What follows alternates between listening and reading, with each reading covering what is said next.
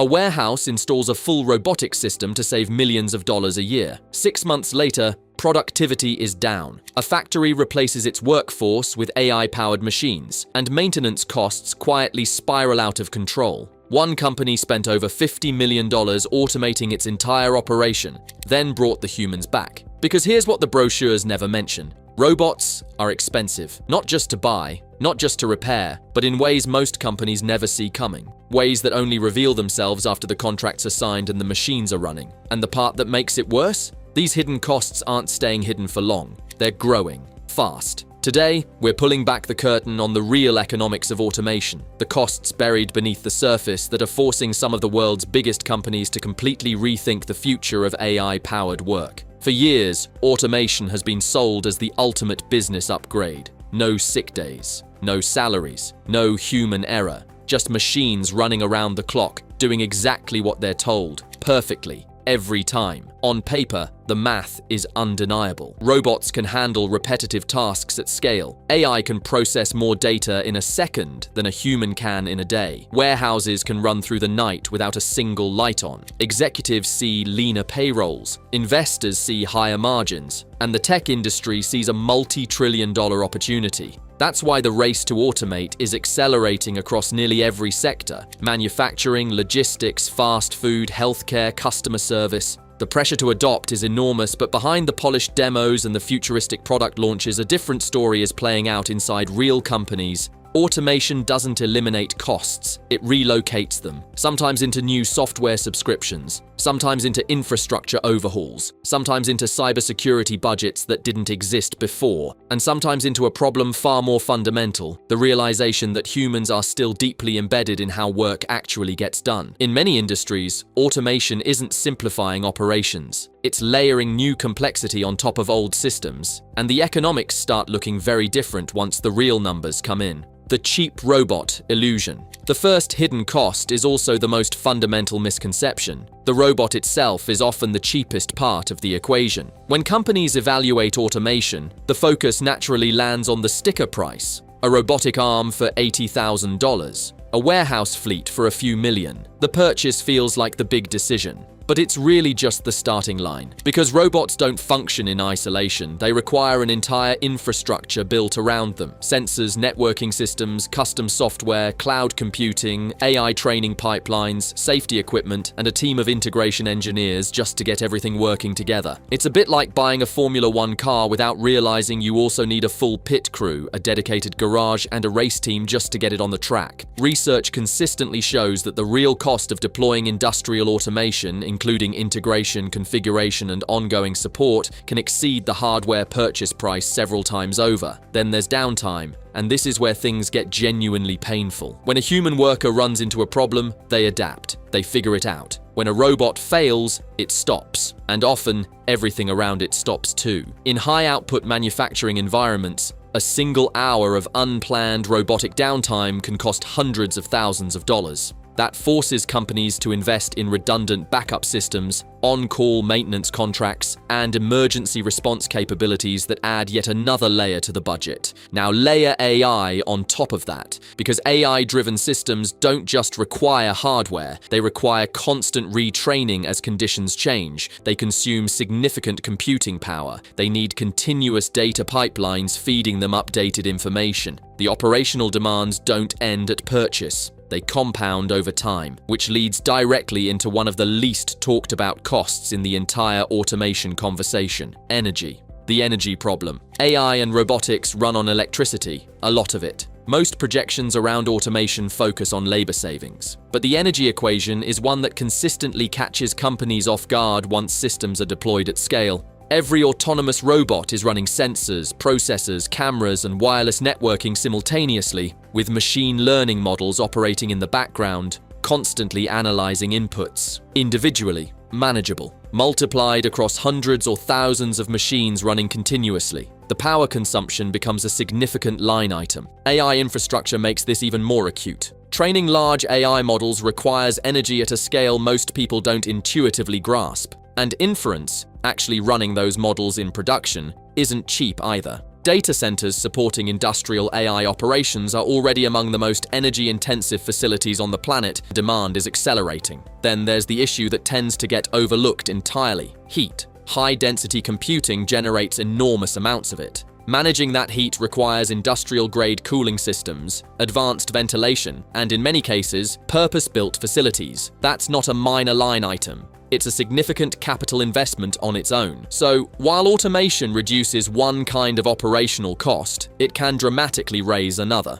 And if energy prices trend upward, which is a real consideration for long-term planning, that dynamic becomes even harder to ignore. But energy costs, as significant as they are, may not be the most dangerous exposure companies are taking on. That distinction belongs to something that most businesses weren't thinking about at all when they started their automation journey: the cybersecurity problem. A company automates its operations. It doesn't just install machines, it connects its entire business to a network. And every connected machine is a potential entry point. A compromised email account creates a headache. A compromised robotics system can be catastrophic. Modern industrial automation is deeply networked. Robots linked to cloud platforms, remote monitoring tools, AI software, and centralized control systems. That level of connectivity drives efficiency. It also creates vulnerabilities that didn't exist before. If an attacker gains access to an industrial control system, the consequences aren't limited to stolen data. They can halt production lines, damage equipment, disrupt supply chains, or in sensitive sectors like healthcare and utilities, create risks that extend well beyond the facility itself. Cybersecurity experts have flagged industrial automation as one of the fastest growing attack surfaces in the world, and the risk profile keeps expanding as more systems come online. This means companies pursuing automation also need to invest heavily in dedicated cybersecurity infrastructure, monitoring systems, encryption protocols, compliance frameworks, and specialized security teams with expertise in operational technology. Another cost that rarely appears in the original business case. And here's the irony that runs through all of this. The more automated a business becomes, the more it can paradoxically increase its operational risk. Because when humans step back from day-to-day workflows, there are fewer people in a position to catch problems before they cascade.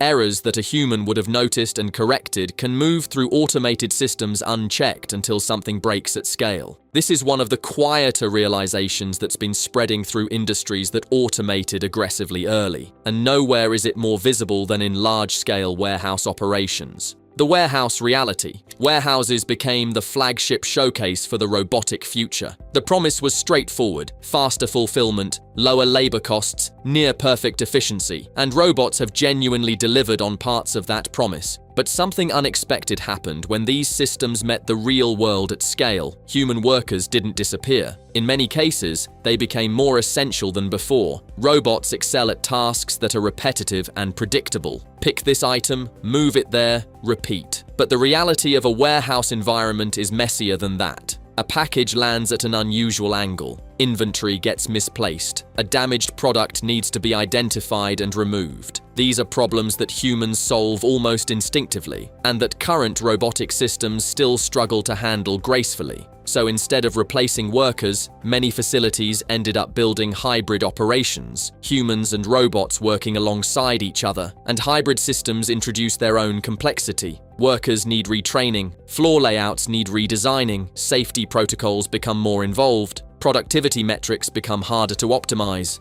In some cases, robots actually created new bottlenecks because human workflows had to restructure around machine pacing rather than the other way around. And then there's the maintenance reality. Robots in real-world environments break in ways that lab conditions don't fully anticipate. Dust interferes with sensors. Software glitches disrupt routing systems. Batteries degrade. Mechanical components wear down on unpredictable schedules. Managing all of that requires a standing team of specialists, so the labor story shifts rather than resolves. Automation moves work from lower-cost operational roles into higher-cost technical ones. Robotics engineers, systems analysts, software specialists, maintenance technicians. The payroll pressure doesn't disappear, it transforms, and those specialized roles carry significantly higher compensation expectations. But of all the things companies underestimated about automation, perhaps nothing surprised them more than this next one: the customer experience cost. Companies love automation, Customers, not always. As businesses rushed to deploy AI chatbots, automated support systems, self-checkout machines, and digital service assistants, the efficiency logic was clear: lower headcount, faster throughput, consistent service at scale. What was harder to measure was the customer experience on the other side of those systems. Most people have been through it. You reach out to a support line and spend several minutes navigating a scripted AI response that doesn't quite match your actual problem. A chatbot misinterprets your question and loops back to the beginning.